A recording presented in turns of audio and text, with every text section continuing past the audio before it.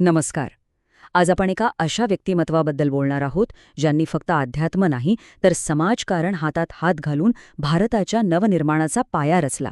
चला तर मग ओळख करून घेऊया राष्ट्रसंत तुकडोजी महाराजांची. बरं, आपण सुरुवात एका प्रश्नाने करूया. विचार करा, असे कोणते संत असतील ज्यांना स्वतंत्र भारताच्या पहिल्या राष्ट्रपतींनी त्यांच्या कामासाठी सन्मानित करण्याकरिता थेट राष्ट्रपती भवनात बोलावलं असेल? या प्रश्नाच्या उत्तरातच त्यांची खरी ओळख दडलेली आहे. तर ते संत होते, राष्ट्रसंत तुकडोजी महाराज.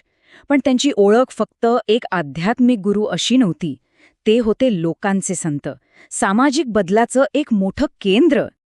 खरं सांगायचं तर त्यांना फक्त संत म्हणणं हे त्यांच्या कामाला कमी लेखण्यासारखं होईल. ते एक क्रांतिकारक होते.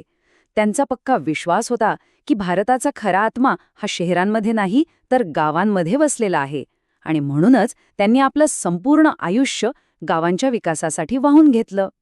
आता त्यांच्या कामाची पद्धत नेमकी कशी होती ते पाहूया. त्यांनी फक्त उपदेश दिले नाहीत किंवा मोठमोठी भाषणं दिली नाहीत. नाही, ते थेट गावात उतरले आणि तळागाळात कामाला सुरुवात केली. एका आदर्श गावाच्या निर्मितीसाठी त्यांनी काय काय केलं ते बघूया. इथे त्यांच्या कामाची व्याप्ती दिसते. स्वच्छता, व्यसनमुक्ती, आरोग्य, ग्रामोद्योग, अंधश्रद्धा निर्मूलन आणि सगळ्यात महत्त्वाचं म्हणजे सर्व संतांना एकत्र आणून सामाजिक ऐक्य साधणं. हे फक्त काही कार्यक्रम नव्हतेत, तर हे खऱ्या अर्थाने गाव जीवनाला बदलणारे स्तंभ होते. आता हे बघा, ही गोष्ट खूपच भारी आहे. समाजातली जात-धर्माची भिंत तोडण्यासाठी त्यांनी सहभोजनासारखा किती साधा पण तितकाच प्रभावी मार्ग वापरला. विचार करा, जेव्हा सगळेजण एकत्र बसून जेवतात तेव्हा मनातले भेद आपोआपच गळून पडतात. किती सोपा पण परिणामकारक उपाय, नाही का? पण त्यांचं काम फक्त गाव सुधारणेपुरतं मर्यादित नव्हतं.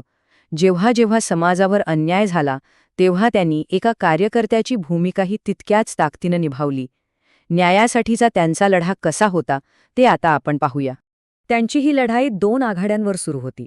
एका बाजूला सामाजिक न्याय, म्हणजे पंढरपूरच्या विठ्ठल मंदिरात सर्वांना प्रवेश मिळावा यासाठी केलेलं उपोषण, आणि दुसऱ्या बाजूला आर्थिक न्याय, म्हणजेच विनोबा भावेंच्या भूदान चळवळीत सामील होऊन भूमिहीनांसाठी जमीन मिळवून देणं. दोन्ही आघाड्यांवर ते तितकेच सक्रिय होते. महाराजांच्या संपूर्ण आयुष्याचं, त्यांच्या विचारांचं सार जर कुठे एकत्र मिळत असेल तर ते म्हणजे त्यांच्या ग्रामगीता या महान ग्रंथात. हा ग्रंथ म्हणजे गावासाठी एक धर्मग्रंथच मानला जातो. मग ही ग्रामगीता म्हणजे नेमकं काय आहे? तर हा फक्त कवितांचा संग्रह नाहीये. हा एका आदर्श गावाच्या विकासाचा संपूर्ण आराखडा आहे, एक ब्लूप्रिंट आहे. यात अध्यात्म तर आहेच, पण ते थेट कृतीशी जोडलेलं आहे.